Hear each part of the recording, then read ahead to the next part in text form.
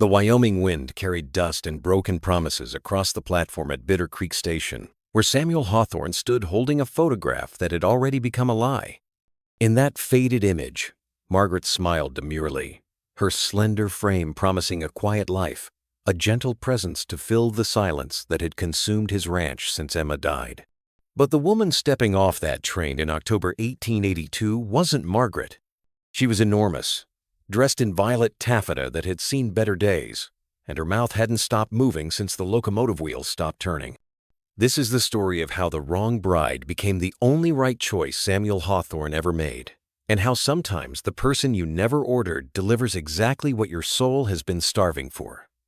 Before we dive into the story, I want you to imagine standing on that platform yourself, feeling that moment when everything you expected crumbles into dust. If stories about unexpected love and second chances touch your heart the way they touch mine, click the like button and subscribe to the channel so you never miss another tale that proves sometimes life's biggest mistakes are actually miracles in disguise. And while you're here, leave a comment telling me where you're watching from and what time it is there. I love knowing that whether it's midnight in Mumbai or noon in Nashville, we're all connected by these incredible human stories. Now let's continue with the story. Samuel's calloused fingers trembled against the photograph as the woman descended, talking to the porter about his mother's health, commenting on the mountain weather, asking about the best place to buy fabric in town.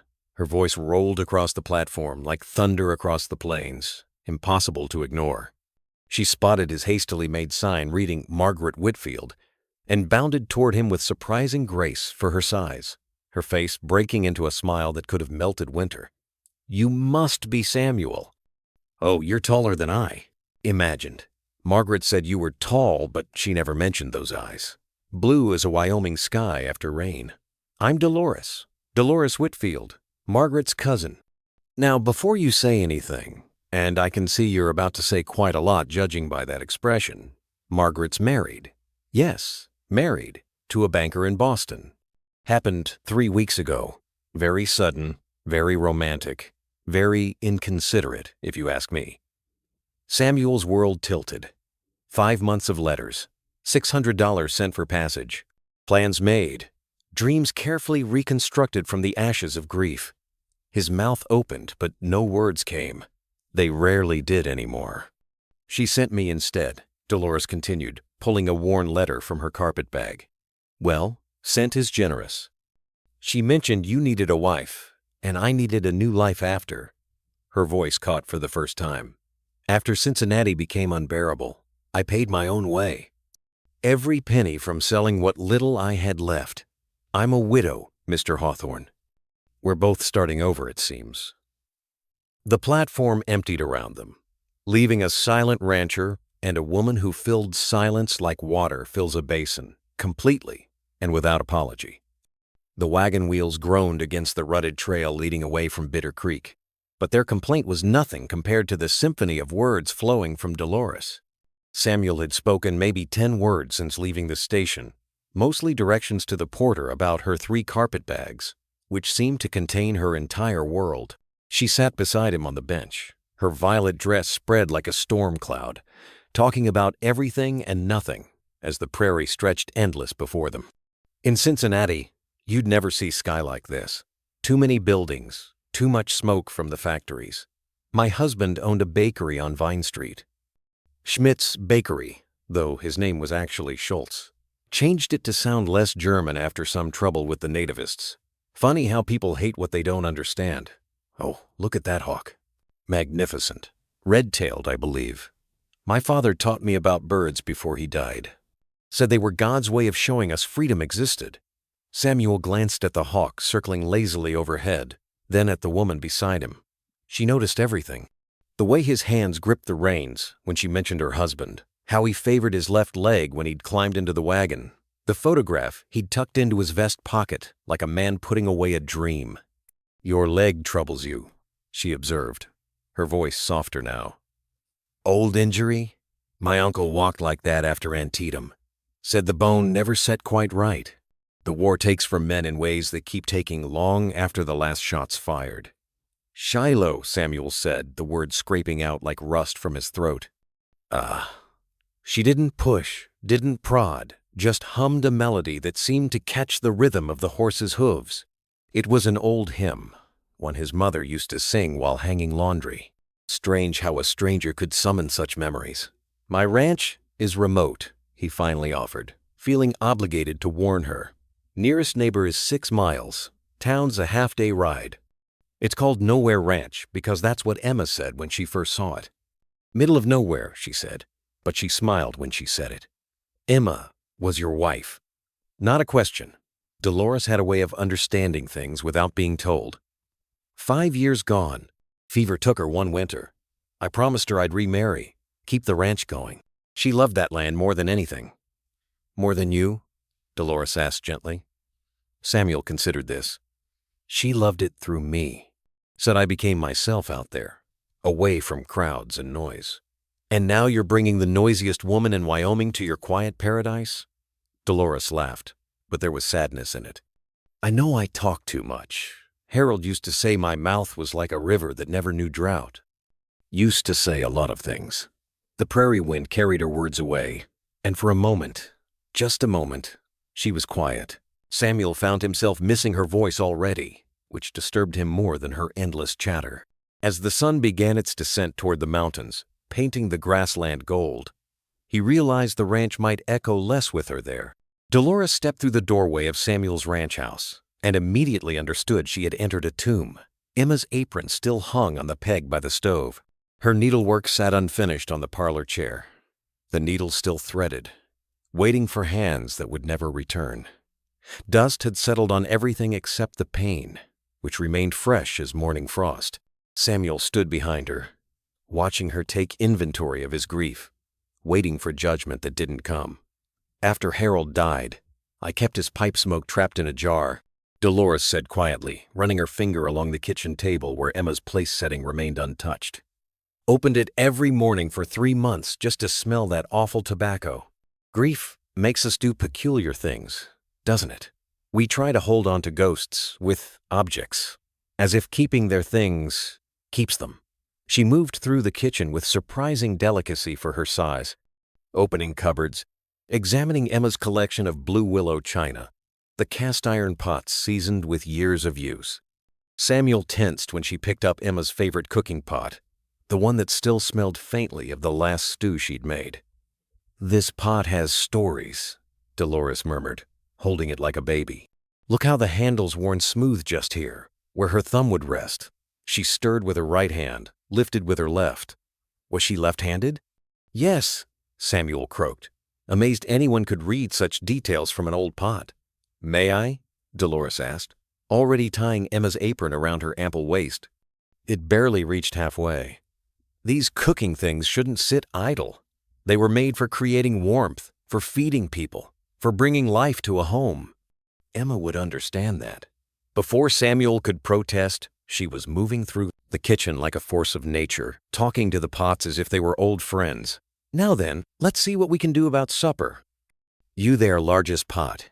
You look like you've made many a good meal. Let's make another. Mr. Hawthorne, do you have flour, sugar, cinnamon?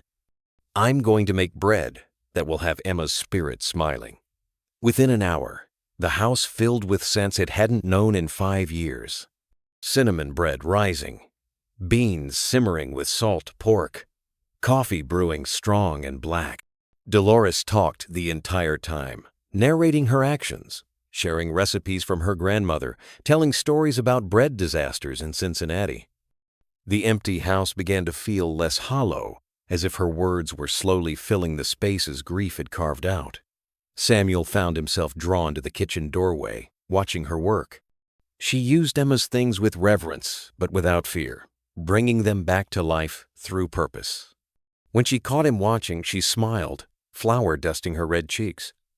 "A house needs feeding same as people," she said. "It's been hungry too long. So have you, judging by how thin you've gotten. Emma wouldn't want you starving in her honor. The dead don't need our hunger, Samuel. They need our living." When she served him dinner using Emma's best plates, the ones saved for special occasions, Samuel felt something shift inside his chest. Not healing, not yet, but maybe the possibility of it. The possibility that honoring the dead didn't mean joining them in stillness. A week had passed since Dolores arrived, and the ranch had transformed under her relentless energy. She'd befriended Jose, Samuel's standoffish ranch hand, by attempting broken Spanish and somehow recreating his mother's tamale recipe from his childhood descriptions.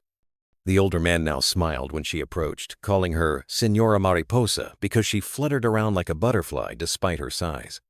But everything changed the afternoon. Samuel returned early from mending fences. He'd entered the house quietly, not wanting to disturb her singing in the back room. Through the partially open door, he glimpsed her changing, and what he saw stopped him cold. Across her back ran a lattice of scars, some old and white, others pink and raised, crisscrossing her pale skin like a map of cruelty. She turned slightly, and he saw more along her ribs, her arms. He backed away, but a floorboard creaked, and their eyes met in the mirror. That evening, she served dinner in unusual silence. Finally, as Samuel pushed beans around his plate, she spoke. "You saw. Not a question. I suppose you deserve to know what kind of woman you're sheltering. Harold wasn't the jolly baker everyone in Cincinnati believed him to be. Behind our door, he was something else entirely. The weight came after, you see, after he died. I ate to build armor, to become too large to be thrown against walls, too heavy to be dragged by my hair." Samuel set down his fork. "How did he die?" "Fell down the stairs. Drunk. I was at the top when he fell, coming at me with that look in his eyes." The police asked questions, but a bereaved widow's tears answer most questions, don't they? The town knew what he was, but nobody helped when he was alive. They whispered plenty when he was dead, though.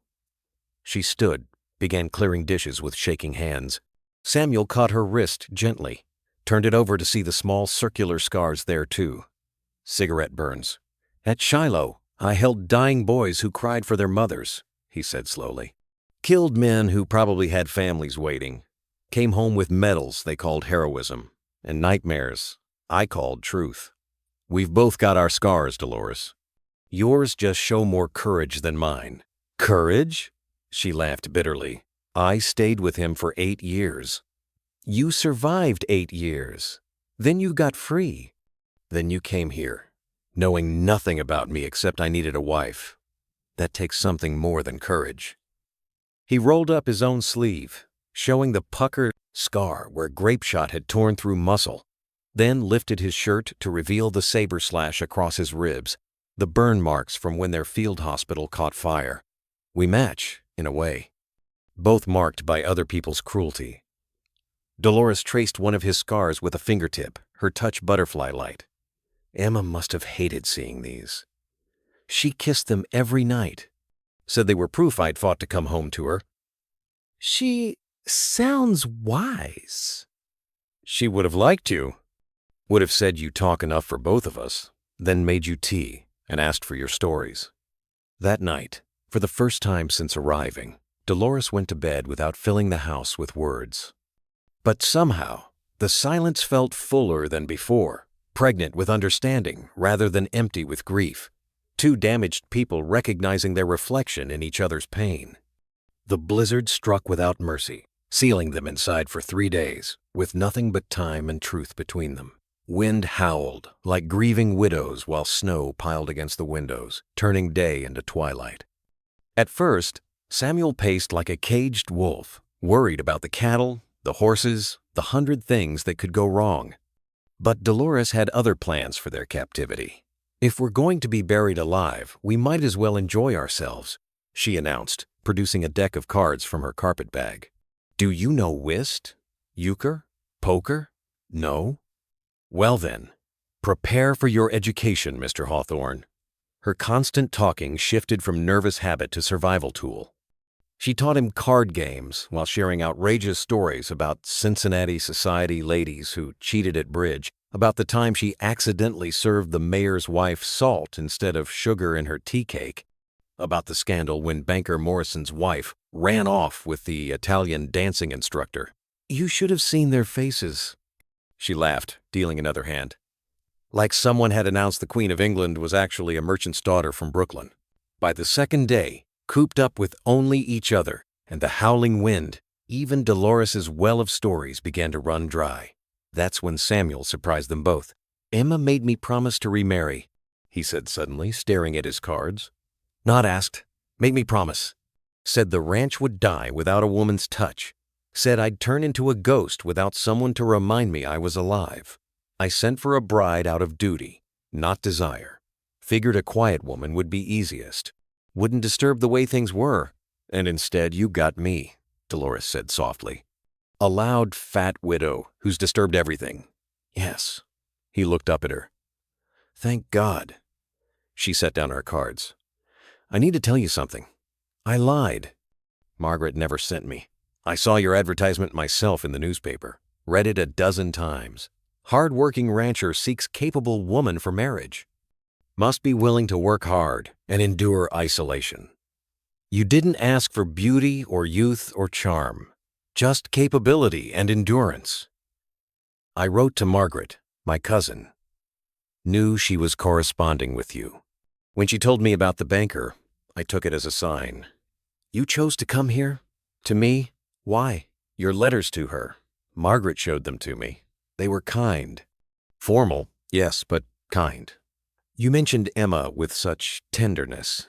I thought, here's a man who knows how to love a woman properly. Maybe he could learn to tolerate one who's improper in every way. Samuel stood abruptly, walked to the frost-covered window. You read my letters? Every word. The one about the sunrise over the mountains. How you still make coffee for 2 every morning. How the ranch dog still sleeps by Emma's side of the bed. I knew you were broken. I'm broken too. Thought maybe 2 broken things might make something whole. You came here on hope alone? No. On desperation mixed with hope, which might be the same as courage, depending on how it turns out. The wind shook the house, and they were quiet for a moment, both furious at the deceptions somehow, closer for the honesty. Samuel returned to the table, picked up his cards. Your deal? He said. And Dolores? Tell me more about that Italian dancing instructor. She smiled, understanding forgiveness when she heard it, and dealt the cards. Their first trip to town for winter supplies became a gauntlet Samuel hadn't anticipated. He'd grown used to Dolores's presence, her constant chatter, the way she filled his home with warmth. But Bitter Creek had opinions about the mismatched pair, and they weren't shy about sharing them. Whispers followed them down Main Street like tumbleweeds, and laughter bubbled up from storefront gatherings as they passed. At Morrison's General Store, Abel Morrison himself couldn't resist. Well, Sam, seems the catalog company sent you the deluxe model instead of the standard. Hope you didn't pay extra for all that extra fabric. His cronies guffawed while examining Dolores like livestock at auction. Samuel's fists clenched, but Dolores placed a gentle hand on his arm. She turned to Morrison's wife, Constance, who stood smugly behind the counter in her perfectly pressed dress. Mrs. Morrison, what an absolutely fascinating dress. Such unique stitching. Did you do it yourself? Dolores's voice dripped honey. I only ask because the hem is so charmingly uneven. It takes real courage to wear homemade clothes in public.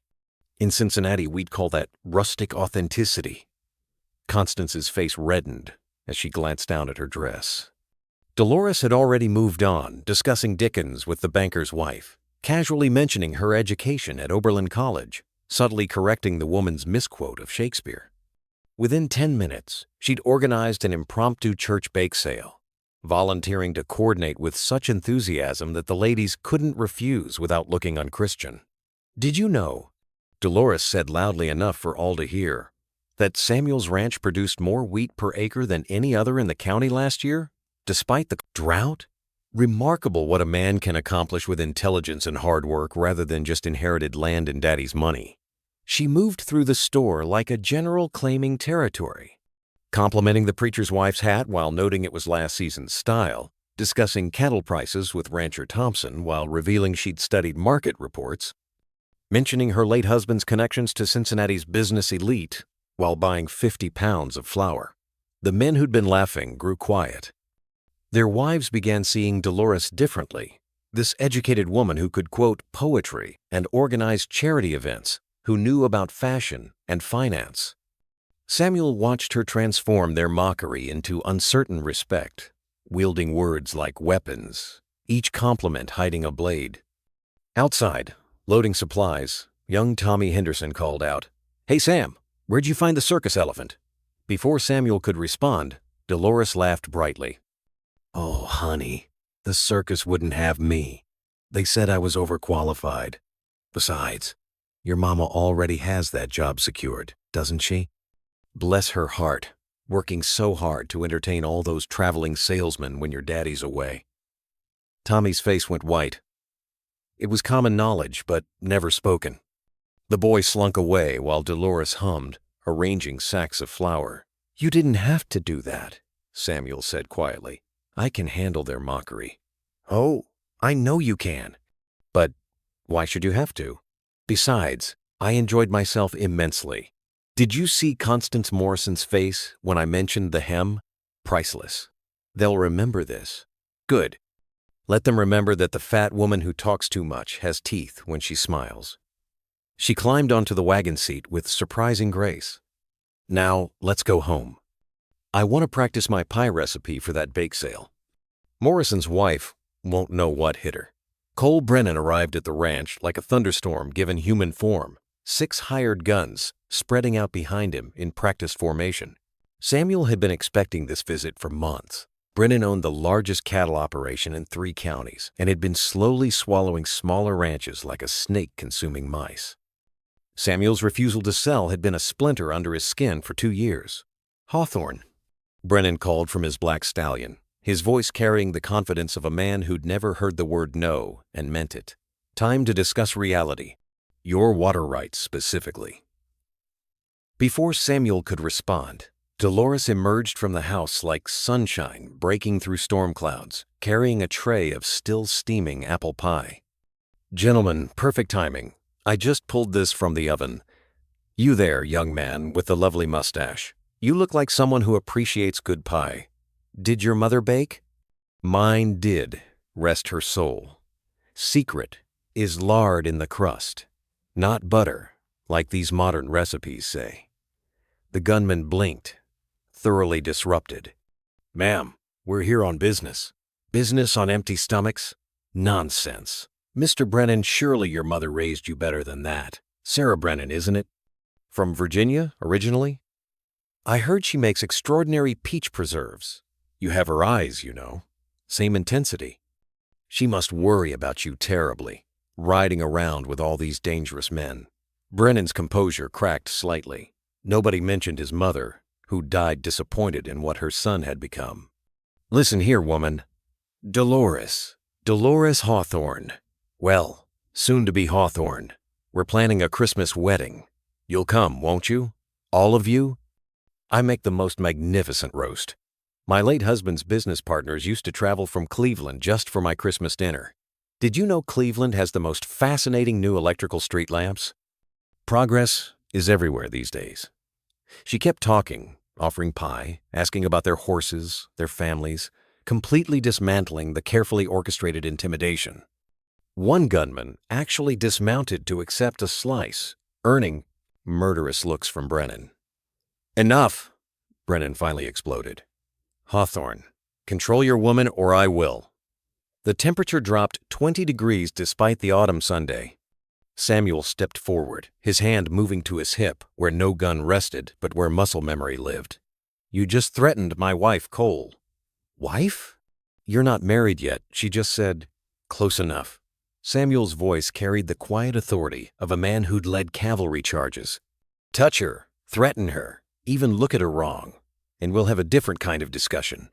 Dolores, still holding her pie server, mentioned almost casually, "Oh, Mr. Brennan, speaking of discussions, I've been having the most interesting correspondence with Marshall Patterson about some fascinating discrepancies in your land claims. Amazing what you find when you actually read the territory records. That Peterson ranch you acquired last year? Turns out the deed was witnessed by a dead man. 2 days dead, actually. Remarkable penmanship for a corpse. The silence stretched taut as telegraph wire. Brennan's face darkened to the color of fresh liver. "You're bluffing." "Am I?" Check with the marshal yourself. I sent him copies of everything last week. Registered mail, return receipt requested. She smiled sweetly. More pie? Brennan wheeled his horse around. This isn't over, Hawthorne. No. Dolores called after him cheerfully. But do come for Christmas dinner. I'll make extra stuffing. After they'd gone, Samuel stared at her. You actually wrote to the marshal? Of course. Also to the territorial governor, 3 newspapers, and Brennan's biggest competitor in Cheyenne. I talk a lot, Samuel, but I also listen and write. Copiously. The harvest dance arrived with October's golden light, and Dolores insisted they attend despite Samuel's protests. She'd spent 2 weeks creating a dress from fabric ordered through the mail, emerald green silk that brought out the fire in her hair. When she emerged from her room, Samuel saw her truly for the first time, not as the woman who'd replaced his mail-order bride, not as the talkative widow who'd disrupted his grief, but as Dolores herself, radiant with life. You're staring, she said, suddenly shy. It's too much, isn't it? The color's too bold? Harold always said I looked like a painted saloon woman when I wore colors. Harold was a fool, Samuel said quietly. You look like spring defeating winter. The dance was held in Morrison's barn, lanterns strung like captive stars, the fiddler already warming up. Their entrance caused a predictable stir. Dolores had gained grudging respect through her bake sale success and sharp tongue, but seeing her dressed for celebration, seeing Samuel's hand protective at her back, shifted something in the town's perception. I haven't danced since before Harold, she whispered as couples began taking the floor. He said dancing drew too much attention, made me look desperate for other men's eyes, said I moved like a cow trying to waltz. Harold's dead, Samuel reminded her, and cows don't have your grace. When the fiddler struck up a reel, Samuel led her onto the floor. She moved with surprising elegance, her body remembering rhythms her heart had been forced to forget. Other couples made room, some watching with curiosity, others with growing admiration. Dolores's joy was infectious, her laughter ringing out when Samuel spun her, her eyes bright with tears she refused to let fall. During a slower waltz, she talked nervously about anything except what was happening between them. Did you know the waltz was once considered scandalous? All that touching in public? Queen Victoria herself had to dance it before society accepted it. Imagine having that power, to make something acceptable just by doing it. You're doing that, Samuel said, making us acceptable. Making me acceptable to myself again. Samuel, don't... I need to say this. These past weeks, you've brought something back to life in me. Not just the ranch, not just the house, but something I thought died with Emma. The ability to want tomorrow to come. She stopped talking. For the first time since she'd stepped off that train, Dolores Whitfield was completely speechless. I'm falling in love with you, Samuel whispered, his words barely audible over the music. Not with who I wanted you to be, not with some idea of a wife, but with you. The woman who talks to pots and organizes widows and threatens cattle barons with correspondence. The woman who fills silence like it's a mortal enemy. The woman who made me remember that living isn't just surviving. The music continued, but they'd stopped dancing, standing still in the middle of the floor while other couples swirled around them. Dolores opened her mouth, closed it, opened it again. No words came. Samuel smiled, the first full smile she'd seen from him. I've rendered you speechless. Should I mark the calendar? You infuriating man, she finally managed, her voice thick. How am I supposed to respond to that? You don't have to. For once, Dolores, you don't have to say anything at all. So she didn't. She just laid her head against his chest and let him hold her while the music played, feeling his heartbeat against her cheek, steady and sure as a promise. The night came dressed in smoke and vengeance. Samuel woke to Jose's shouts and the terrible crackling of fire consuming dry barn wood. Through the window, orange light danced like demons while horses screamed in terror. He grabbed his boots, his rifle, and ran into chaos. Cole Brennan's men had returned in darkness, and the barn was already half consumed. Dolores didn't stand watching like helpless women in dime novels. She was already outside in her nightgown and boots, throwing open stall doors, leading terrified horses to safety while sparks fell like burning snow around her. She'd organized a bucket brigade with Jose, their efforts futile against the inferno, but necessary for the animals still trapped. "The feed store," Jose gasped. "If it catches, we lose everything." They fought the flames with desperation born of survival, Samuel's hands blistering as he beat at spreading fire with wet blankets. Dolores hauled water until her arms shook, her nightgown singed and blackened, her voice hoarse from calling instructions through the smoke. Then Cole Brennan himself appeared on horseback, watching his handiwork with satisfaction. "Still time to sign over the deed, Hawthorne. This is just the beginning." "You bastard!" Samuel snarled, starting toward him, but Dolores caught his arm. "Oh, Mr. Brennan," she called out, her voice carrying over the roar of flames. "Perfect timing." Marshal Patterson arrived in town this evening with 2 federal investigators. They're very eager to discuss those land documents I sent them. Something about mail fraud being a federal crime? I'm sure it's nothing, but you might want to have your story ready. Brennan laughed coldly. "You're bluffing again, woman." "Am I?" She pulled a crumpled telegram from her pocket, somehow still managing to have it despite the chaos. "Wire from the marshal. Arrived this afternoon. Shall I read it aloud? Your men might find it interesting, especially the part about rewards for testimony against land fraud conspirators." One of Brennan's men shifted nervously. They'd seen what happened to those who crossed federal law. Brennan dismounted, approached Samuel directly. "Let's end this simply. You sign over your ranch, leave the territory, and this all goes away. Or I tell everyone about your woman's past. Oh yes, I've been doing my own correspondence."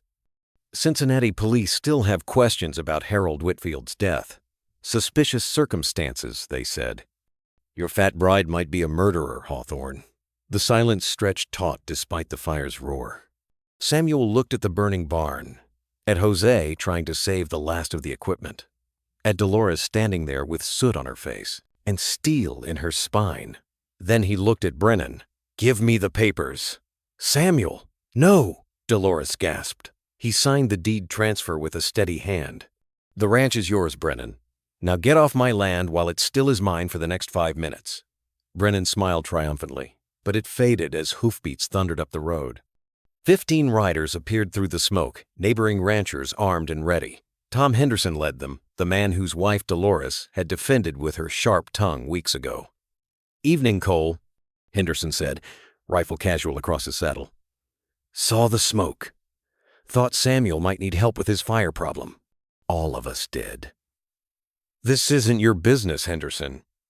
When a man burns his neighbor's barn, it becomes everyone's business. When he threatens a good woman, it becomes personal. That paper you're holding, signed under duress, won't hold up. We'll all testify to that." Behind him, the other ranchers nodded. Men who'd kept silent when Brennan swallowed other spreads, but who'd been won over by Dolores's community building, her kindness to their wives, her fierce protection of anyone who needed it. "This isn't over," Brennan snarled. "Yes," Marshal Patterson said, riding up with 2 federal men. "It is." 6 months later, spring painted the Wyoming mountains with wildflowers, while the ranch thrived in ways Samuel never imagined. The new barn stood taller than the old one, raised by neighbors who'd become friends, sealed with bonds stronger than mere proximity. Dolores's networking had brought contracts from the railroad. Her cooking had made their ranch a favorite stop for cattle drives, and her correspondence had connected them to markets in Denver and Chicago that paid premium prices for quality beef. The little church overflowed with people who'd come to witness what everyone now called inevitable. Dolores wore cream-colored silk that caught the light through the windows, and Samuel stood at the altar in his one good suit, watching her walk toward him like sunrise approaching darkness. When Preacher Williams asked if anyone objected, Dolores started to make a joke about objecting to her own wedding just to see everyone's faces, but Samuel did something unprecedented. He leaned over and kissed her quiet, right there before the actual vows, causing gasps and then laughter from the congregation. "First time I ever interrupted you," he whispered against her lips. "Won't be the last." "Samuel Hawthorne, you've become positively chatty," she whispered back. "I'm a terrible influence." After the ceremony, as they rode home in the wagon decorated with ribbons and flowers by the town's children, Dolores was unusually quiet. The ranch spread before them in the afternoon light. Jose had hung lanterns everywhere, and a banner reading Second Chances Ranch stretched across the new barn. "You renamed it," she said softly. "We renamed it. Jose painted the sign, but it was my idea. Seemed fitting, considering." "Considering what?" "Considering you were my second chance at living, not just surviving. Considering we both came here broken and built something whole. Considering Emma would have loved you for bringing me back to life." Dolores wiped at her eyes. "You're going to make me ruin my powder." "You talk less when you're happy," Samuel observed. "Really happy, I mean. When something matters so much that words aren't enough." "Are you analyzing my talking patterns now?" "I've had months to study them. You talk most when you're nervous. You talk fast when you're angry. You hum when you're content. And you go silent when your heart's too full for words." She was quiet for a long moment, then said, "Do you know what I love most about you? My stellar conversation skills?" She laughed, loud and bright across the prairie. "You learned to interrupt me, not to silence me, but to join me. You found your voice again, while I learned the value of quiet." We balanced each other. That night, as they sat on the porch watching stars emerge like promises in the darkening sky, neighbors gone home and the ranch settling into peaceful sounds, Dolores asked, "Any regrets about not getting the quiet, proper bride you ordered?" Samuel pulled her closer, this woman who'd arrived like a storm and stayed like a sunrise. "I ordered what I thought I needed. God sent what I actually needed. Turns out he's got better sense than me." "God in the Postal Service," Dolores laughed. "Though I still say Margaret did us both a favor running off with that banker. Remind me to send them a wedding gift." "Already done." I sent them a cookbook with a note saying, "Thanks for the misdirection." Samuel kissed her then, under the vast Wyoming sky, and for once, Dolores didn't need any words at all. The ranch that had once echoed with emptiness now hummed with life, proof that sometimes the wrong delivery brings exactly the right person to exactly where they need to be. Before you leave, remember that the best love stories aren't about perfect matches, but about imperfect people who match perfectly. If this tale of unexpected love touched your heart, click the like button and subscribe to the channel, because tomorrow I'll share another incredible story that proves sometimes what we need most comes in the package we least expect. Until then, keep your hearts open to life's beautiful surprises.